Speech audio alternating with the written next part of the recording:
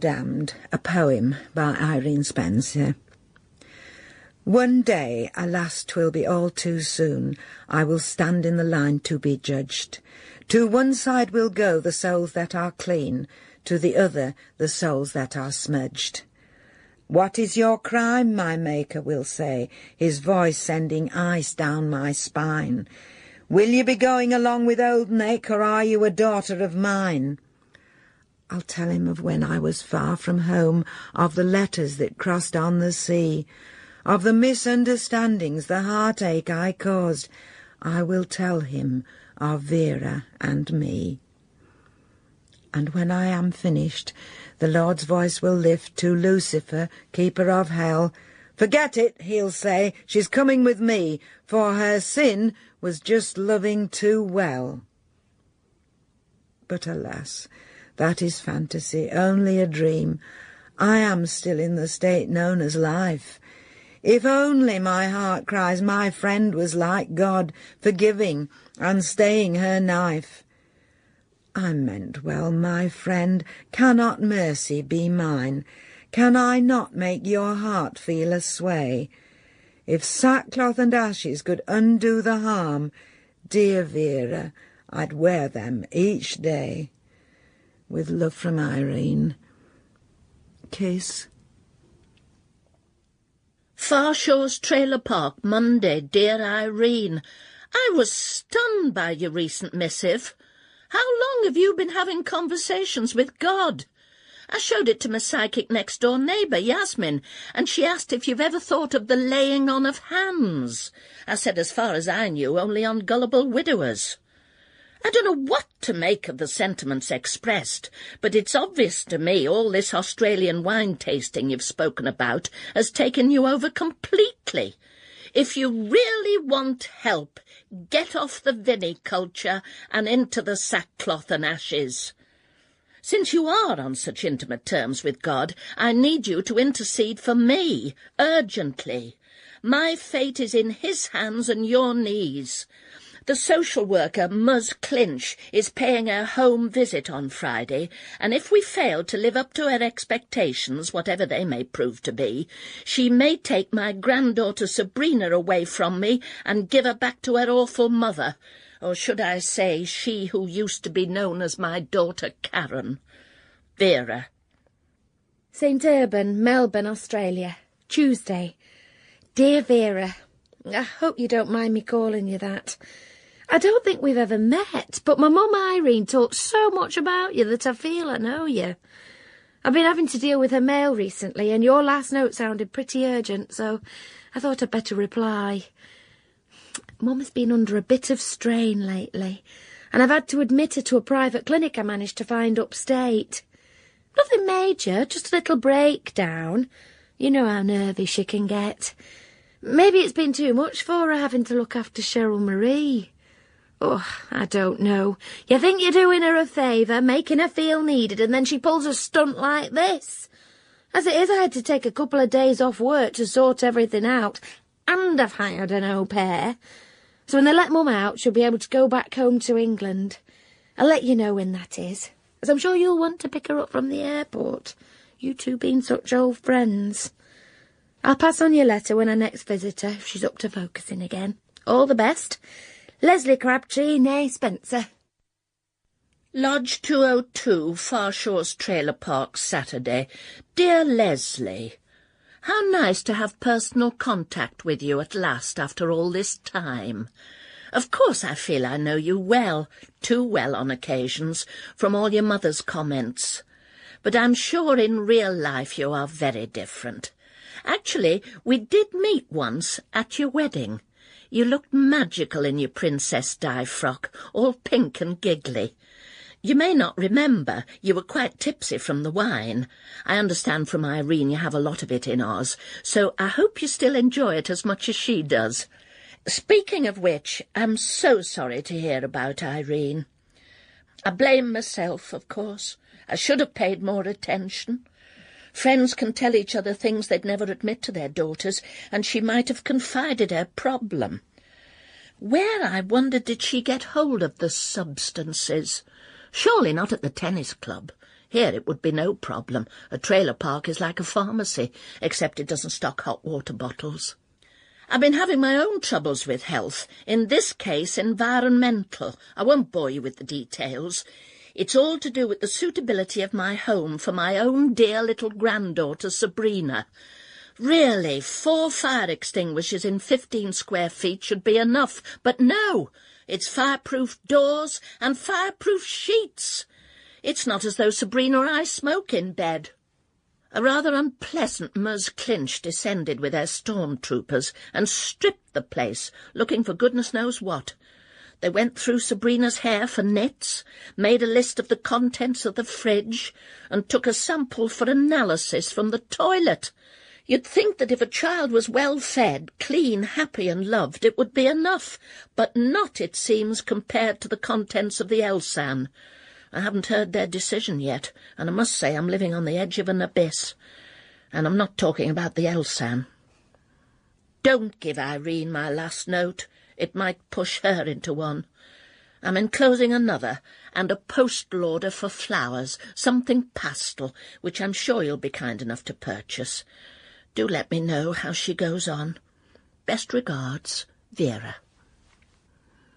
Dear Irene, I am sorry to hear about your breakdown.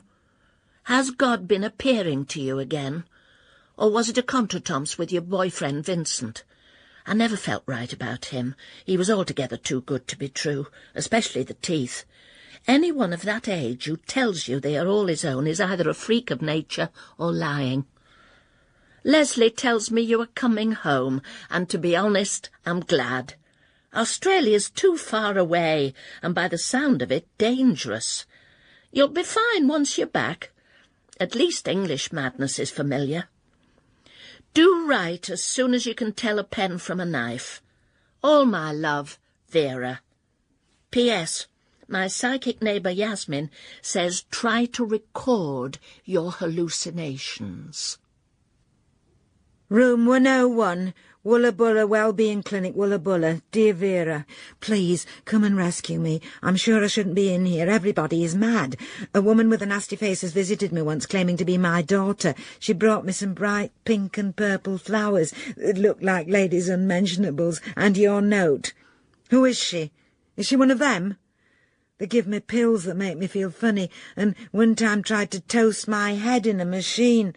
I'm not sure how long I've been here, but I think it could be about 10 years. I am sending hallucinations for Yasmin in blank poetry form. Thankfully, we have creative writing therapy here. I hope she enjoys them better than me. The drugs trolley is coming. I've got to hide. I'll expect you tomorrow. Bring wine. Love, Irene. P.S. Who is Vincent? Is he one of them too? Hallucinations for Yasmin by I. Spencer. Yellow men with funny fingers, purple polyps on my nose, frilly fringes in my eyebrow, wires and spikes and all things nice. Rats as big as full-moon craters leaving dentures on my bed, howling winds and grinning mices. The cork's in the bottle, the cork's in the bottle, the cork's in the bottle, and he can't get out! Dear Irene, pull yourself together. You're behaving like a loony. In fact, you are a loony. Never mind the pills. If you carry on like this, they will have you in a straitjacket. Believe me, I know. The number of times Karen's tried to have me sectioned. Looking back over our recent correspondence, it occurs to me your troubles all come from the bottom of a glass. Many bottoms. You, Irene, are an alcoholic. There, I've said it. Take the medication. It will return you to normal. Well, as normal as can be expected. I'm sure you're hiding it in very inventive places. I haven't forgotten how cunning you were when you fell out with my cooking. I was convinced I was housing a giant rat when I found a rissole abandoned in the saucepan cupboard. My psychic neighbour Yasmin says to tell you that she feels a ruby-red aura around you, which is causing the distress. She is sending you absent healing. Meanwhile, she says, meditate on the crystal enclosed and try rubbing it on your purple polyps. Try and focus on the good things in your life. Apart from the wine, that is. Above all, keep the cork in the bottle. Tough love, Vera. St. Urban, Melbourne, Australia. Dear Vera, thanks for your letter of a few weeks ago, and I hope you don't mind, but I read the note you sent Mum. The alcoholic bit made a lot of sense to me. She drained a dozen bottles of wine I bought her for her birthday in a couple of days. She told me she'd spilt them. Anyway, it seemed to make sense to her too when she read it, and although it made her very upset at first, soon afterwards she seemed to pull herself together and make steady progress, which the clinic was very pleased with. Until this latest bombshell happened. The clinic phoned last night to tell me Mum has gone missing. Apparently, a woman calling herself Karen turned up, claiming to be Irene's friend Vera's daughter. She had a man with her that the manager described as a gorilla, called Damon. The next thing the staff at the clinic knew was that they'd disappeared, apparently taking Mum with them. I don't mind. It was costing an arm and a leg to keep her in there. And anyway, apparently they were going to discharge her today, but I just thought you should know. Since I imagine they'll be taking her back to England, I've packed up the rest of Mum's things and she'll be having them shipped across later in the week to her home address. Unfortunately, it's most of her clothes, and it'll take a couple of months to arrive, what with customs checks in both countries. Anyway, if you hear from her before I do, will you tell her they're on their way? Thanks for your help. Irene's daughter, Leslie. The Outback, Thursday or Friday of this week. Dear Vera, I'm free. Your daughter and son-in-law to be are my heroes. Feeling so much better, and I'm off the booze. Thank you for bringing me to my senses, old friend. I'm still taking the tablets, which Karen managed to find in the clinic drugs trolley in a bottle labelled Irene Spencer. Talk about a coincidence. Anyway, they make me a bit tired and not quite sure of the date. See above. But at least now I'm getting the week right. Please thank your friend Yasmin for the absent healing, which seems to have worked a treat. I didn't know what to do with the crystal, though. I've never had a polyp in my life, purple or otherwise. Shall be coming home soon, but Damon said we should lie low for a while in case they've staked out the airports. Sounds a bit paranoid to me. Still, he seems to know his way round a billy can, so we're living well, if rough. Karen is well. She's so pregnant and huge that we tell her she looks like the kangaroos, which at the moment are our nearest neighbours. See you soon, I hope. One step at a time. I am an alcoholic. There, I've said it too. Lots of love, Irene.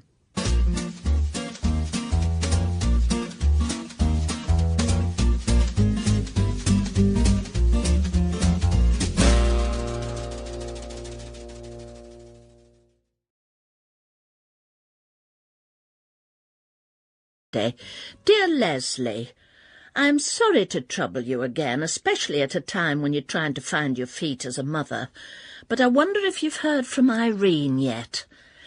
I've had this last letter, Enk, returned to me as not known at this address. Of course, the Outback, Australia, which was where she last wrote from, isn't much to go on.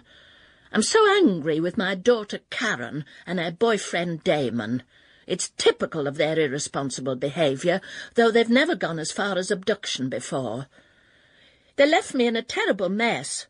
Damon was halfway through building an extension to my trailer. I had to call in Dave from next door but one, and he was horrified. Took the whole thing down and started again. Said it was an accident waiting to happen. Irene mentioned they are living rough. I only hope Damon isn't exercising his so-called building skills, or they might not live long enough for me to see my new grandchild. It's a pity you aren't enjoying motherhood more. Personally, I'm loving it. The only good thing about their disappearance is that the social worker, Ms. Clinch, has given me custody of my granddaughter Sabrina. I've also got custody of Damon's Range Rover and his pit bull terrier. Do forward the Enk if you can. All best wishes, Vera. Dear Irene, clearly you have not come to your senses at all. What on earth are you doing living rough at your age? To say nothing of being a fugitive. Are you sure you got the right medication off that drugs trolley at the clinic? It certainly doesn't sound like it. For goodness sake, come home. You are behaving very selfishly, which of course is the mark of an alcoholic. I'm sure Leslie is very worried about you. Certainly I am. I wouldn't trust a dog to the care of those two. In fact, our social worker, Ms. Clinch, confided she'd been on to the RSPCA about the pit bull terrier. Yours, Vera. P.S. Just remember, I am an alcoholic. Kookaburra's Rest, Lira Falls, Australia. Thank God it's Friday, dear Vera. So much has happened here since I last wrote, I hardly know where to start. I began to feel much more clear-headed when Damon confiscated my medication shortly after I wrote and started to take it himself. Unfortunately, he got even odder and rather aggressive. He thought Karen was a dingo and that she had swallowed her own baby, and kept pointing to her pregnant belly and shouting, "Why is she so fat then? You tell me that." It was very upsetting, and has made me do a complete rethink about my stance on banning sex education in schools. At least they could tell them that babies come out of ladies' tummies. Anyway, Karen and I were so frightened that I decided to call my daughter Leslie to see if we could go there for a while. Apart from anything else, I only had the clothes I stood up in, and they were pretty grubby, to say the least. She told us where to go, see above address, and to stay there till she arrived, which is what we are doing. It's a lovely little guest house, and it seems they know Leslie here quite well. They say she often comes to stay here with a gentleman friend, but I'm sure they must have got that wrong. Karen was very angry about you getting custody of Sabrina. I do hope that the two of you managed to reconcile your differences. She's all for you doing family therapy when she returns. I think we'll stay at Leslie's for a while just to catch our breath and then fly home in a couple of weeks, so if you're writing, please send letters there. All for now. Love, Irene. P.S. I think the drugs they gave me in the clinic made me a bit forgetful. I had no idea you were an alcoholic. I'm so sorry for you. I think they say one step at a time, don't they? Please try not to give in to temptation, particularly now you have become a temporary mother to your granddaughter.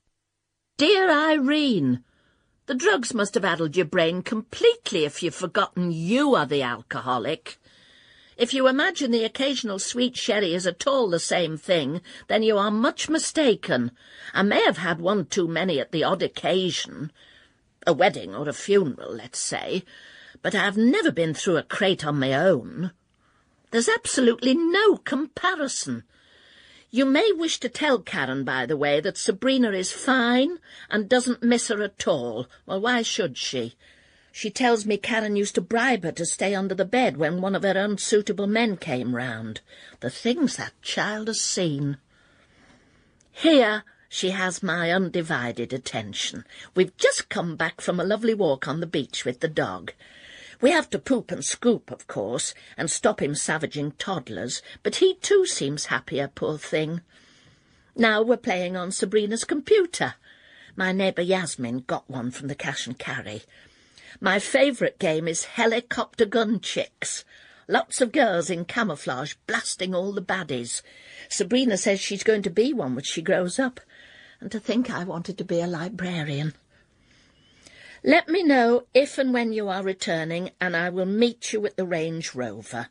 I'll keep my fingers crossed for a speedy return of your memory. All best wishes, Vera. St. Albans, Melbourne, Australia. Dear Vera, here we are at Leslie's, safe and sound, so got your last at last. I haven't told Karen any of the hurtful things you asked me to pass on, except to say that you are keeping her daughter Sabrina safe and well. So far we've had no trouble from Damon since we escaped his clutches, although the television news is full of a mystery dingo man wandering around in the area of the bush where we last saw him. If it is, he has apparently joined a pack of dingoes and is walking on all fours, and if the artist's impressions are to be believed, has grown even more hirsute than usual. Many things have become much clearer for me. I think I do remember being a bit depressed and, yes, drinking a little too much, although where you get the idea I am an alcoholic, I'll go to my grave never knowing. I was so very lonely. I'd travelled half the world to see my daughter, and most of the time she was out. Of course, it was lovely being able to be with my granddaughter Cheryl Marie every day, but there is only so much meaningful conversation you can have with a little girl her age. Australia's so very far away from everywhere, and I started to feel a bit stranded and hopeless and wondering what I could possibly do to make my life better. All I could come up with was nothing. Actually, that wasn't quite all I could come up with. I also invented a nice story for myself to cheer myself up about a man called Vincent. He did exist, still does as far as I'm aware, but I exaggerated the depth of our relationship a little bit. In fact, our only contact was pairing each other in serve and volley practice on one occasion. I also gave him rather more hair and teeth in my fantasy than he actually possesses in real life, but I digress. I remember hitting a case of wine that Leslie had bought me rather hard one night, and then realising, to my horror, that I was drunk and incapable and in charge of a minor. Leslie was out as usual, and as usual I was babysitting. I felt very ashamed of myself, not to mention extremely giddy and horribly nauseous. I put myself under a cold shower and started to feel a little more clear-headed, and then I remembered some special herbal tea I had seen Leslie taking at night-time, which she keeps in a caddy in her smalls drawer. When I'd asked her what it was, she'd said it helped to calm her down and get things in perspective, so naturally I thought it might be just the thing to sober me up. I put the kettle on, and given how much I needed to get things in perspective, put 2 spoonfuls in for me and 3 for the pot. Vera, you'll never guess in a million years what Karen now tells me it was. Illegal drugs. Something called marijuana. Have you heard of it? According to her, I took enough of the stuff to send me right off what remained of my rocker.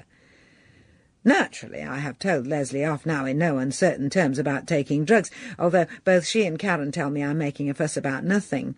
They say that even the Home Secretary has admitted to taking it when he was a student, although apparently he doesn't admit to inhaling.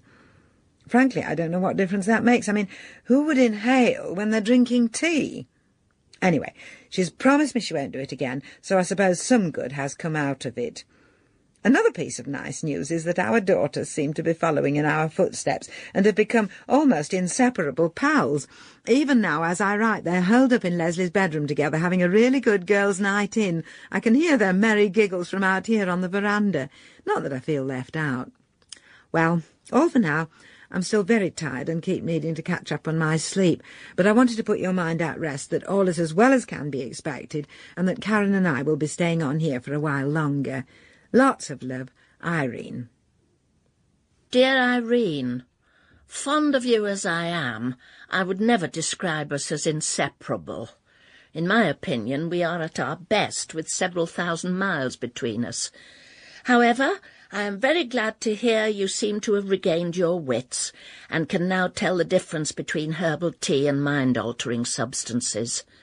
Incidentally, next time you feel the need to gain perspective, or chill out in trailer park parlance, you might try 2 drops of lavender oil and a candle in the bath, Yasmin's recipe, a sheep's yoghurt massage, my son Howard's, or Horlicks, a hot water bottle and a good book, mine. I'm glad the girls are getting on so well. Perhaps Leslie, who seems so affectionate, will teach Karen some manners. I'm a little concerned about the giggling. Are you sure you threw away the rest of the marijuana? In my experience of addicts, everyone in the trailer park, including children, just saying no is not an option. I know for a fact that Karen and Damon smoked homegrown grass, as they call it, every day. Trust Karen. And when she's pregnant as well, the baby will certainly have green fingers. Is she intending to have it there, by the way? In which case it will be Australian. Appropriate enough, I suppose, since its father is a dingo. Well, on to more pleasant topics. Sabrina and I are planting a garden round the trailer. It's too late for it to bloom this year, of course, but it should be lovely for the spring. If we are still here, that is. Social services are considering rehousing us. Ms. Clinch is not happy with the company Sabrina keeps. See above. Something about peer pressure.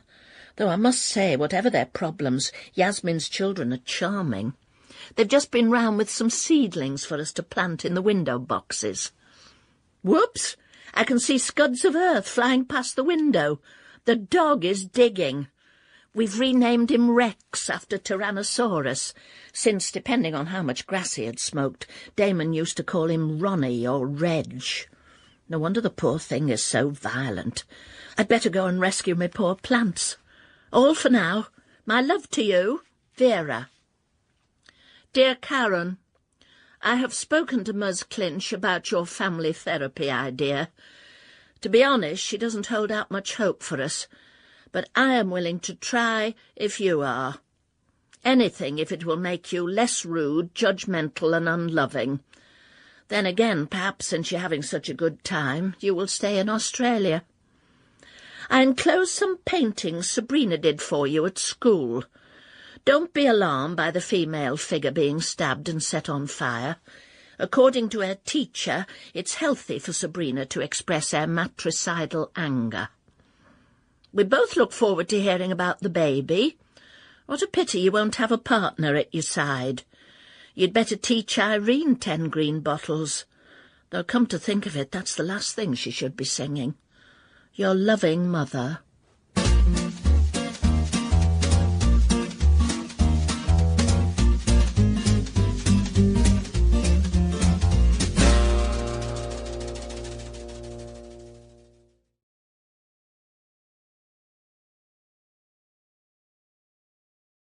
Or should I say, dear Granny, glad tidings and great joy, for unto you a grandson is born. Mother and baby are now doing well and came back home today. It's amazing, isn't it, the way they turf them out of hospital so quickly nowadays, when we were cosseted and kept in cotton wool in nursing homes for a fortnight. Karen's labour, poor thing, was as long and gruelling as it was sudden and unexpected. According to her calculations, it wasn't due for another 2 months, but here he is, a bonny 8.5 pounds, and apparently fully formed. The hospital certainly seem to think he is a full-term baby. It's made me wonder quietly to myself if Damon could be the father. How long has she known him? It can't be 9 months already, can it? Certainly there is no trace of Damon in his features, you'll be relieved to know. He has a much higher forehead for a start, and what there is so far of his hair is a beautiful golden colour. He has long legs and very refined hands, and a look of intelligence in his eyes that I have never noticed in Damon. Best of all, as far as you're concerned, is that you have another grandchild born with your very distinctive nose, so there's certainly no mix-up as to who his grandmother is. All for now, as I'm supposed to be washing nappies. Karen is very eco, isn't she? She says it would take a forest the size of Sherwood to provide enough raw materials to keep him in disposables until he's potty-trained, and she has more respect for the planet than that. Just goes to show we went wrong about everything when we were young mums. No name for the little chap yet, as Karen wants to get to know his personality first. She has a theory that wrong naming can cripple a child's development. Apparently she's always seen herself as being more of a Cassandra than a Karen. She would also like his lineage to be reflected in his second and third names, and us to be reminded of the names of her 2 grandfathers. Can you let us know? Congratulations, Granny Small. More soon, with love, Nanny Spencer. Lodge 202/203, Farshaw's Trailer Park. Dear Irene, sorry about the delay in responding. Life on the trailer park has been even more dramatic than usual. My neighbour Yasmin was hard up, so she dumped her kids with me and went to Amsterdam for a few days. Apparently they are very keen on her massages over there, and give her a lovely little booth with curtains and a pink light, which she says is marvellous for relaxation.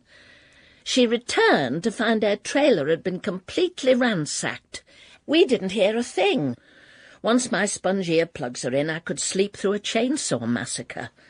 The police have refused to investigate, as the park is a no-go area, but site security, who are always informed when people go away, say that there has been a spate of raids and we're the victims of a serial ransacker. I must talk to Dave next door about getting iron bars for the windows. Naturally, we are delighted that Karen has been safely delivered. I'm not surprised her labour took so long. After breaking my waters 2 weeks early at a Masonic dinner dance, she took the rest of the fortnight to arrive. By the time she was born, I was crawling round the floor, begging to be put out of my misery. The father of the new baby is as much a mystery to me as it probably is to her. I have no idea what she got up to before she met Damon. Sabrina remembers a tall, blonde man who visited my son Howard at Sheep Dippers. She thinks he was a vet. I didn't like to probe, she's only 6, but she says he and Karen often went to the sheep shed together. Someone has to hold the sheep's head while the vet shoves his hand up the other end, so perhaps one thing led to another. But I'd be amazed if it's any friend of Howard's. As far as I know, they are all of the other persuasion. Please give Karen the enclosed card and baby grow. I got one with the longest legs, so I hope it will accommodate. As to names, Karen's paternal grandfather was called Wilfred, but he was rather unpleasant. Karen never liked sitting on his knee. My father was a Charlie. Sabrina suggests Robbie, after her favourite pop star. Must finish and cook tea for all the kids and Yasmin. I'm feeding them until Yasmin gets a new cooker installed. Love to you all and a kiss for my new grandson. It's getting to be quite a tribe. Vera. P.S. It appears I did sleep through a chainsaw massacre. Security tell me there was one the other night at trailer 206, a domestic that got out of hand. The trailer's just a pile of splintered wood, and there were no survivors. Dear Vera, here at last are the photographs of baby boy Small. Still no name yet, so we're calling him by the name that was on his hospital armband. Makes him sound like a boxer, doesn't it? Sorry the pictures are a bit blurred, but I was trembling with nerves trying to use the new camera I'd treated myself to. It says it's fully automatic on the box, and then when you get it home you find it's like a computer, full of digital what's-it and menus, whatever they are. So far I haven't found anything on one that you would want to eat. Anyway, as you see, I had to put it on the panoramic menu so we could get the full length of his legs in. Isn't he, Bonnie? I'm glad at least that his nose is in focus so you can see for yourself how it runs in the family. Karen is doing well postpartum and in fact has expressed some of her milk so that I can feed baby boy tonight while she and my daughter Leslie go for a girls' night out. I must say she's recovered her figure quickly, judging by her costume choice when they left. Anyway, mustn't luxuriate too long in the world of words. Nanny Spencer is on full-time duty tonight. Plus, I'm having to run myself up a few frocks, since apparently Leslie mistakenly sent all my clothes back to England. Could you send me that butterick pattern you used to have for the box-pleated summer frock, if you still have it to hand? I know it's old, but it always looks so timeless on you. Baby boy sends a kiss to his Granny Small and to his sister Sabrina. Love, Irene. Dear Irene, thank you for your newsy letter and the photos of the baby, or rather his nose. It looks like a trunk. I can see no resemblance to mine at all, and those legs certainly don't come from my side of the family. Baby boy Small seems most inappropriate. Sabrina was terribly disappointed. She, of course, is so petite, and her nose is a little button, much more like her granny's. We both think it's time he had a proper name, whatever nonsense Karen spouts about his personality. Sabrina took another look at the pictures and suggested Gubby after her goldfish, though to be honest, Gummy would be nearer the mark. I hope you've mastered the camera by the next set. Are you sure the shaking hands were due to nerves, and not one too many of you know whats? I'm sorry if that sounds blunt, but as a true friend I consider it my duty to be vigilant. I do know what you mean about technology. Yasmin has finally got a new digi-cooker installed, and I've been trying to use it. Yasmin, poor love, has had to take a night job. It's got hundreds of labour-saving devices, but a menu, which in the case of a cooker you might expect, is the last thing I can find. I can't even get the blasted gas to light. The children have had to have sandwiches for the last few days. I've telephoned British Gas a dozen times, but all I get is Vivaldi. That poor man must be turning in his grave at what they've done to his Four Seasons. I've also had to forbid Sabrina access to the net. She kept trying to download pornography. It's the influence of Yasmin's kids, I'm afraid. They whiz about all over the place on it. Sometimes it's hard to tell if they're playing violent techno games or watching worldwide atrocities. Speaking of which, Ms. Clinch brought some charming refugees to view the trailer. They liked it much better than the converted lavatory they'd been camping in, and weren't a bit put off by the murder and mayhem on the site. I'm keeping my fingers crossed, though the trailer, even with extension, is a little small for 10 of them. Must stop. It's time to wrestle with the cooker again. Where will it all end? Trust men to do away with God and put a microchip in his place. It'll serve them right if everything does collapse on January the 1st, 2000. I suppose we women, as usual, will have to pick up the pieces and make the sandwiches. My love as ever, V. P.S. Almost forgot. Looked everywhere for that Butterick pattern, but no joy. I threw masses away when I moved here, as I'm sure I've mentioned space is limited. I'm sending the frock instead. I haven't worn it for years. I'm sure you can let it out in the right places. St. Albans, Australia, dear Vera, thank you for the frock, which I've managed to take in after battling for long hours with the 36-box pleats. In order to get it to fit me, being petite, I've had to reduce it to 24 pleats, while letting out the bust a little. Quite a job. In fact, I'd have been quicker if I'd woven the material myself before making it. However, since it was so voluminous in the skirt, I had enough material left over to make a little frock for Cheryl Marie and a tiny little top for baby boy. You can imagine we cut quite a dash when we go shopping together in them, which we did today. One old lady with whom we queued for vegetables at the market said we reminded her of the Beverley sisters. I haven't thought of them for years, have you? It's such a pity that the young don't have such clean-cut, normal, effervacious role models anymore, isn't it? It's no wonder Yasmin's children run a bit wild when the pop heroes are called things like Beastie Boys these days. If only Sir Cliff Richard was still top of the pops, it would be such a different story. It is the weekend here. Well, come to think of it, I suppose it is the weekend there. But when you're so far away, it's difficult to imagine things happening at the same time. And Leslie has taken Karen away to Kookaburra's Rest to chill out, which I believe is what they say these days instead of to relax. Kookaburra's Rest, upstate in Lira was where we stayed, you may remember, when we ran away from Damon after he had decided he was a dingo. There has been some dramatic and tragic news of him, which is why Karen needs to be chilled out. Newspaper cutting ink. Anyway, mustn't stop. Nappies to wash, entertainment for Cheryl Marie to be organised, babies to be bathed. The fridge is full to bursting with expressed milk. Karen said she felt like a Frisian cow before she left. I feel as if I could do with chilling out myself, to be absolutely honest. Take care. With love, Irene. P.S. Just a thought. Apropos of Yasmin's digi cooker, could it be possible that you can't light the gas because it's electric? P.P.S. A slab of tinnies is a case of lager, I believe, and a chook is a chicken. See news cutting. The Daily Digger. I saved Australia from the dingo man, and now I'm being punished.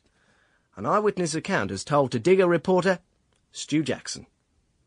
Pete Dalewood is a good bloke. Everybody what knows him says so. He can handle a couple of slabs of tinnies before noon, and he's a bloody good shot with a gun. The perfect Aussie, you might say? But that's where you'd be wrong, according to our state police who've got Pete banged up for murder. I was minding my own business, says Pete today from his police cell, taking a few shots at some dingoes what were killing our chooks. What's a bloke supposed to do, for Christ's sake? Let 'em eat your chooks and turn the other cheek?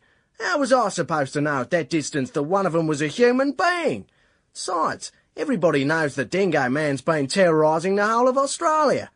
If I had him in my sights right now, I'd do the same thing again. What's happening to this bloody country? In other places in the world, I'd be a hero, not a crim. The Dingo Man's identity is still a mystery, but as readers will see from our superb close-ups of the corpse, the tattoos Rule Britannia and Arsenal Forever tell their own tale. If Poms want to come here and get back to nature, says Pete, that's their business. But now they know what happens to 'em if they do.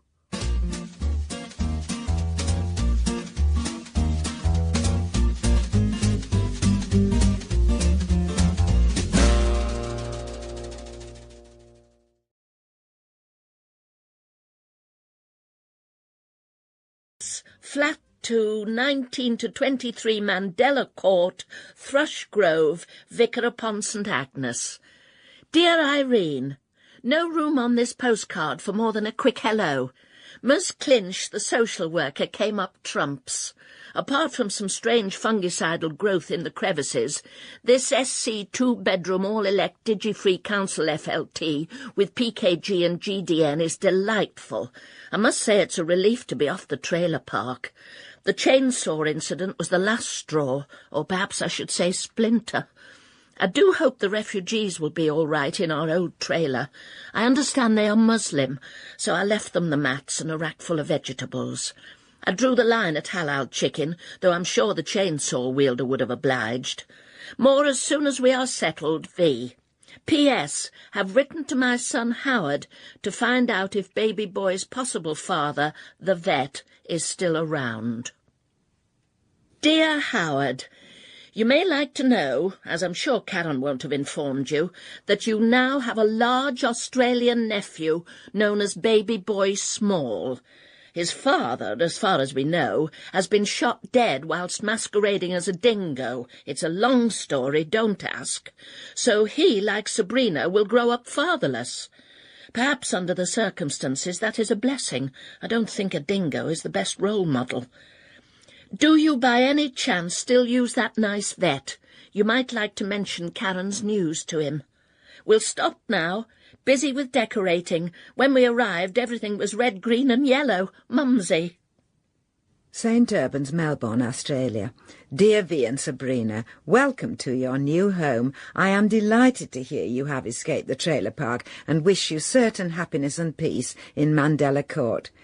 You may be surprised to know that its good influence has already made its mark down under. When I showed your postcard to your daughter Karen and she saw your new address, she was inspired to finally name baby boy. A big welcome then, please, for Nelson, Wilfred, Charlie, St John, Small.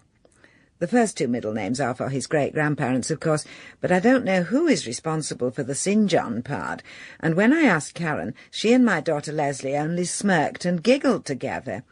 I tried to pump Leslie for information when I got her on her own, but she pretended not to know what I was talking about. They are as thick as thieves these days, our daughters. Not that I feel left out. Anyway, it might be something else to quiz your son Howard about, re the vet's name.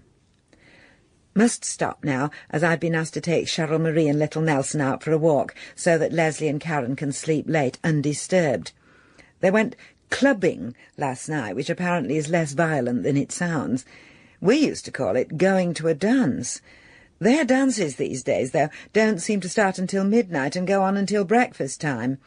Thank heavens it hasn't always been like that. Just think, if it had been, Cinderella would have turned into a pumpkin while still queuing to get into the ball, and Prince Charming wouldn't have looked twice. Unless he was a devout vegetarian, I suppose. Oh dear, I am waxing lyrical. I've been missing my creative writing classes and really must find time to go again. Perhaps I shall pen a poem in the park while I watch over my two little charges. Watch this space. Much love, Irene. Dear Nanny Spencer, Sabrina and I send our love and some new clothes for Nelson and Cheryl Marie. I'd like them to wear something from me, other than a made-over box pleat. You are certainly wholeheartedly embracing your role of head cook and nappy washer. It sounds to me as though your goodwill is being rather exploited. I can't speak for Leslie, but Karen is, and always will be, a taker. She can wind people round her little finger, or in some cases other parts of her anatomy. Presumably that's why it's on display when she goes clubbing. In no time she'll be in another unsuitable liaison, and perish the thought, another type of club. I hope she doesn't suppose she is going to walk into this flat, or indeed any other council accommodation, when she returns with Nelson.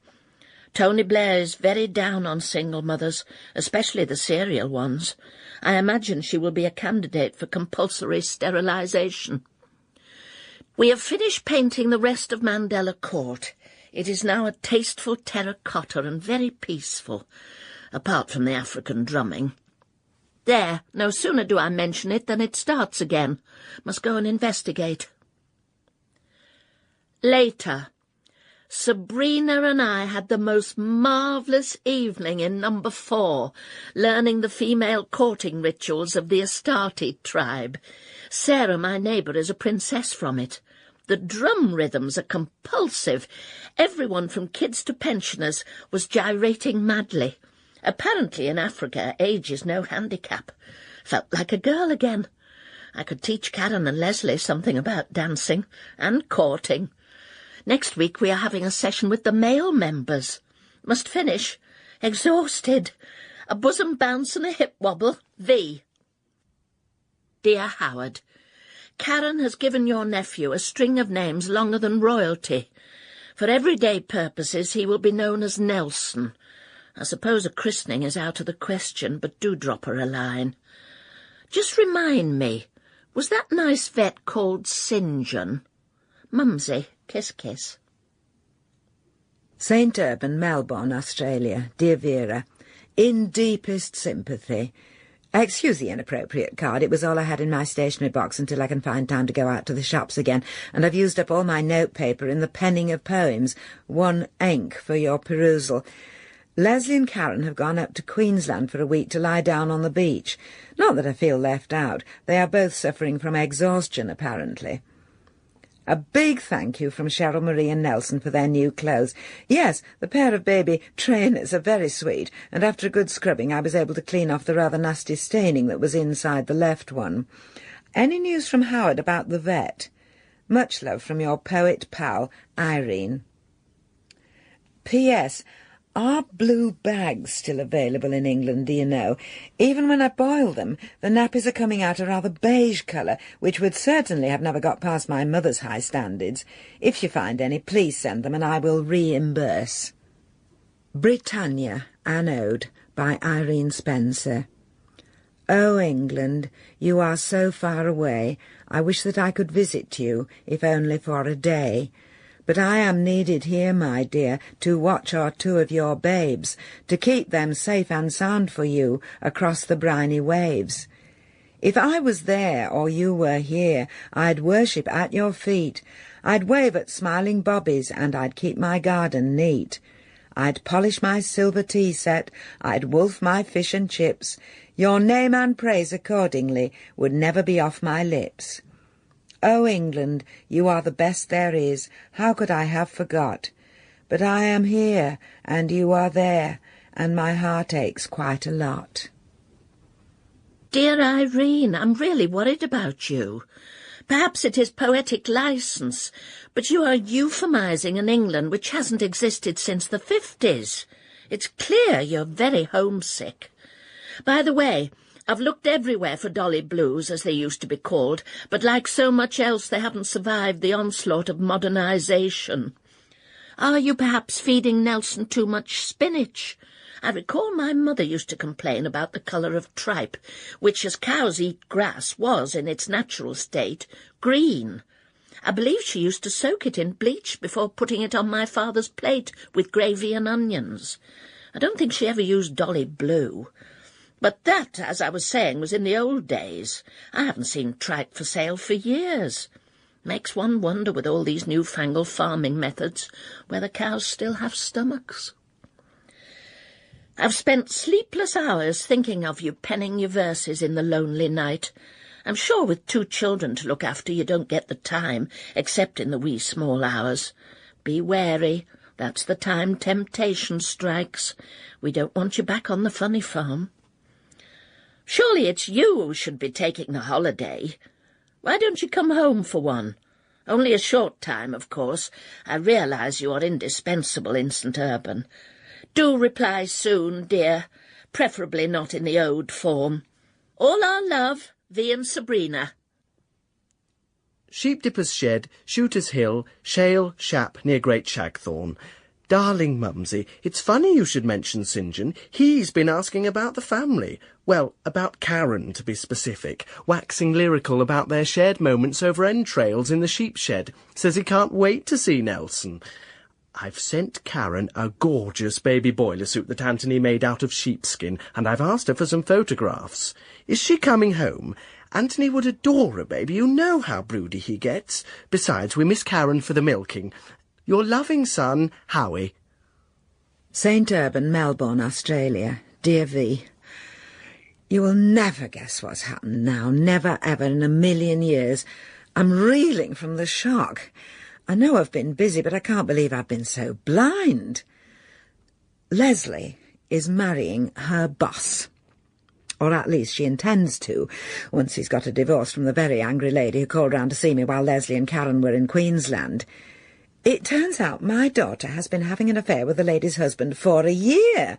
Apparently Brian, for that is his nomenclature, was in Queensland with them. His wife had him followed by a private detective. You may think this shocking enough, but there's more. When Leslie got back from her holiday, I confronted her with my new and terrible knowledge and begged her in the name of decency to leave the poor woman's husband alone. "No, Mum," she says, as bold as brass, "it's too late for that." When I continued to press my point, she suddenly got very angry and pointed at her stomach and screamed, "I'm up the spout, you blind old bat, and it's his." Then without another word she and Karen went out clubbing. They said Leslie needed to taste her freedom as much as possible before she was lumbered with another baby. Vera, I hope you're sitting down, because there's even more.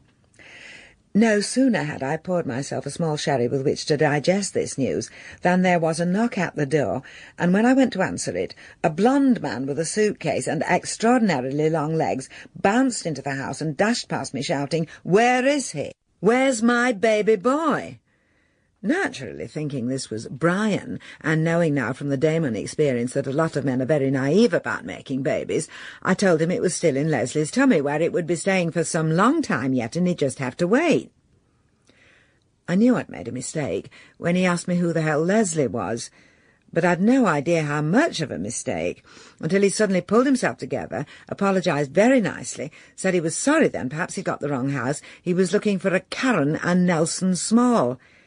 It was St. John the vet, come all the way from Great Shagthorne.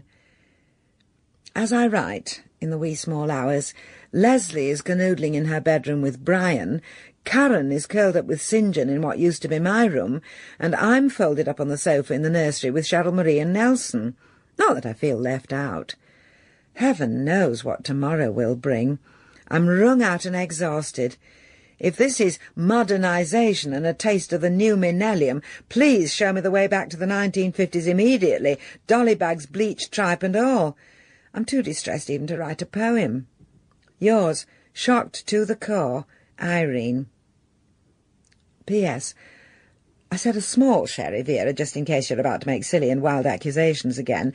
Just remember, you're the one who said, "I am an alcoholic," not me.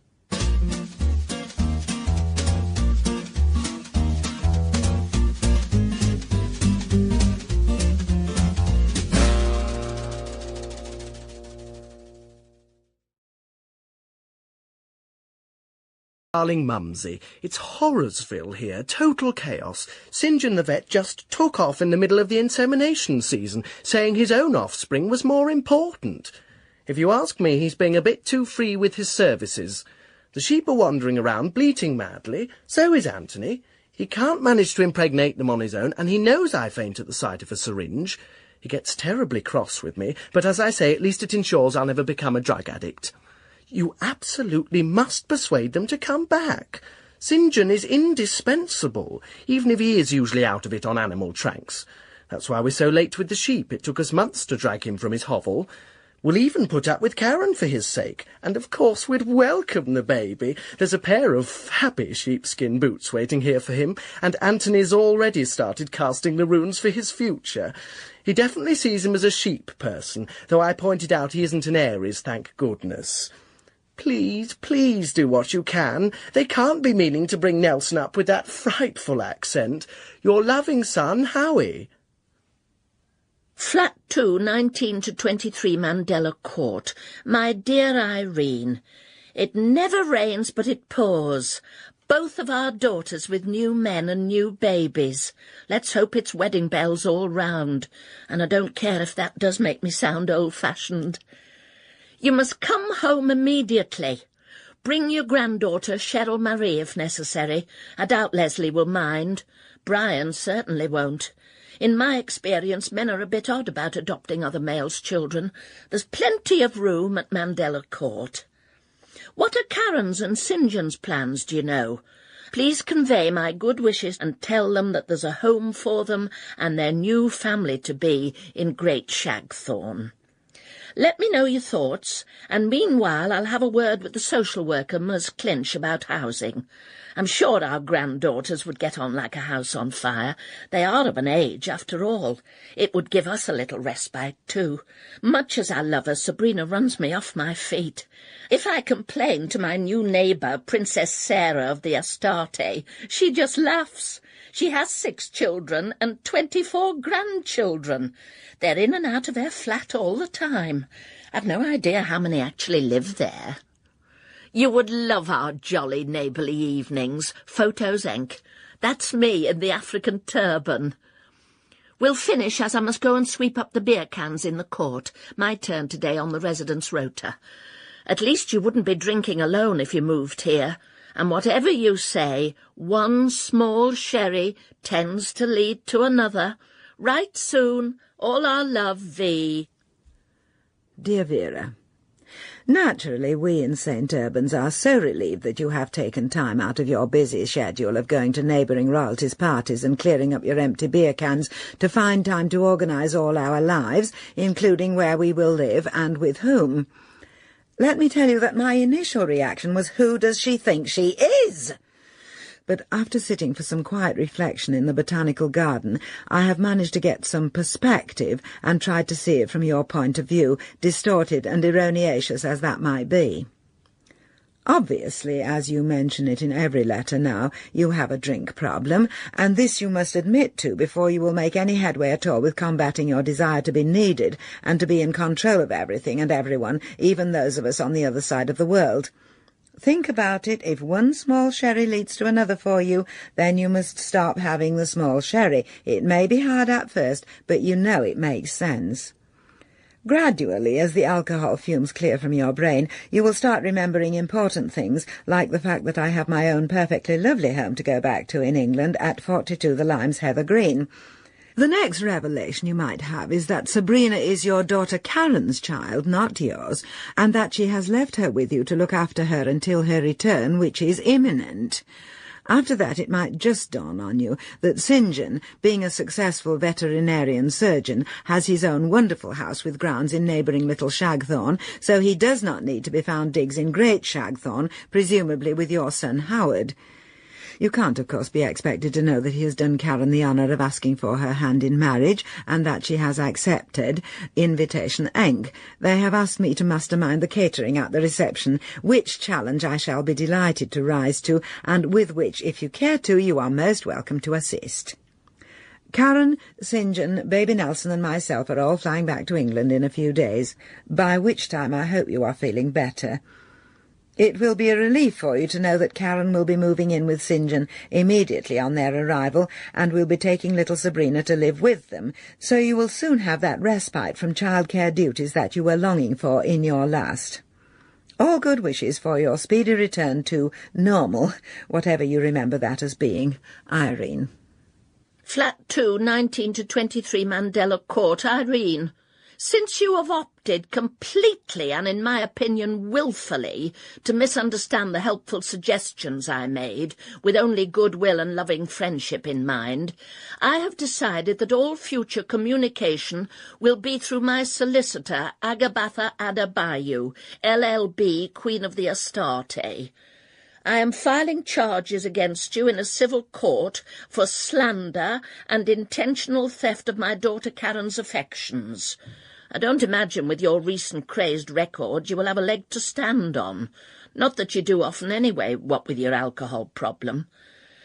You may like to know, as indeed might Karen, that according to my son Howard, St. John's wonderful house with grounds consists of a body surrounded by a nettle patch, and that he narrowly escaped being struck off the veterinary register for overuse of animal tranquilizers. I don't give a crying baby much of a chance in that household. As for you, you will find yourself once again in your poky flat, home alone, except for a bottle. I wish I could say I sympathised. It is awful to feel left out, but I'm afraid that's what you get for meddling. Sabrina and I will be unable to attend Karen's nuptials, invitation returned, as the date clashes with our Mandela Millennial Carnival. Sabrina is playing a steel drum on the float. As I have pointed out more than once, it is important for her to be in touch with her roots. Ms. Clinch is in full agreement. Yours faithfully, V. Small. 42 The Limes, Heather Green. Dear Vera, thank you for the warm welcome home. You may be distressed to know that instead of panicking at the threats of legal action against me, I undertook some research via the telephone and through my local library. I feel strongly that I must inform you that, 1. Astarte was a fertility goddess worshipped by the Phoenicians and not an African tribe at all. 2. The Law Society have never heard of Agabatha Adebayo, and neither does she have a degree in law. 3. She is a member of the Ladies' League of Basketball in Vicar-upon-St. Agnes, hence the letters LLB after her name. I showed your letter to Karen and St. John, and they laughed and laughed. Apparently, St. John named his 12-bedroom Georgian hunting lodge the Bothy as a joke, which your humourless son Howard obviously didn't get, and why should he, since he has never been invited over? As for the animal tranquilizers, once, while wrestling with one of Howard and Antony's more aggressive sheep, St. John accidentally jabbed his own arm rather than the creature's bottom, inadvertently sedating himself for several hours. Since you are obviously upset about not being able to attend their wedding due to a prior engagement, Karen has moved the date forward to January 2000. She will be hand-delivering the invitation personally, I believe, at which point she will also be inviting you to live with them in the granny flat at the Bothy, so that you don't have to feel you are losing Sabrina. All for now, as I must away to an emergency meeting of the Heather Green Village Millennium Bus Shelter Fund Committee. I left them with a few simple chores while I was away in Australia, and they have done nothing. I do hope this letter finds you feeling more like your old self. If so, let's start planning the menu for the New Year wedding. If not, please do not trouble yourself to reply. Yours in memory of a long and trusty friendship, Irene. The coach house apartment, the Bothy, Long Lane, you're telling me, Little Shagthorn, dear Irene.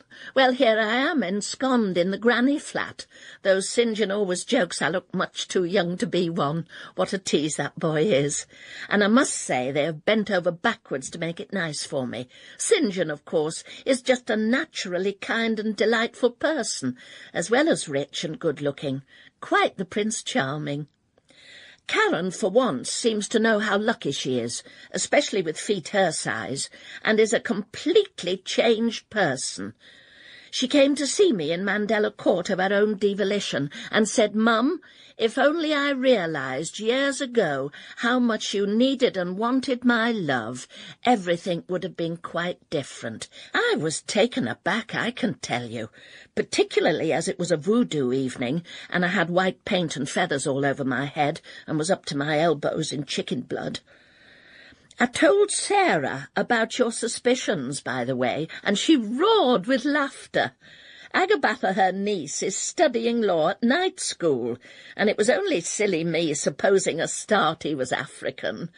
In fact, Sarah is a modern-day reincarnation of the goddess, and the tribe part are the others involved with her rites. I do miss them. But it's lovely to have my family close, and I shall soon get used to seeing nothing but hills outside my window. Pushing Nelson's pram up them is the very devil. Now about the wedding. What do you think about coq au vin as the main course? It's one of Sarah's recipes. Dear Vera, brief note, haven't got long. The male members of the committee put the Millennium Bus Shelter up last night, and it is down again this morning with the winds. I thought at the time that if a thing is worth doing, it's worth doing yourself. I really don't know why I don't listen to myself more. Glad you're happy being mother-in-law, pre-marriage, to Prince Charming, and that you have seen enough sense to be rescued from that cult. They are dangerous things. It starts all jolly and fun with feathers and white paint, and ends with poison in your orange juice and mass suicide pacts. I saw a documentary on television once, and believe you me, it wasn't for the squeamish. Now, as to the wedding menu, I have been planning a fork and finger, not a sit-down do, so coq au vin would be quite inappropriate. I thought you could make your old favourite, the blue cheese quiche, but with one refinement I've been experimenting with the addition of chives, and it lifts it from the ordinary to the sublime. I think we should give your salmon mousse a miss, though, given my upset tummy last time I had it at yours. But perhaps you could mastermind the salads? So glad we are friends again. Let me know your thoughts on the above. Much love, Irene. The coach house apartment, the bothy, dear Irene. You certainly should listen to yourself more. Of all the rude, ungrateful, ignorant, bossy, self-opinionated, interfering... I could go on, but I haven't got a dictionary to hand. You'd better hold your tongue, or you'll find one of your Menellium committee putting poison in your orange juice. At the moment, I'd be glad to supply it. Later. I've just been for a stiff walk up a mountain. Spoke to Jesus at the top and feel a lot better. If he could turn the other cheek for 2,000 years, I can manage till after the wedding. Salad recipes enclosed. Irene, do let's enter the millennium as we mean to go on, with tolerance. In love and friendship, Vera.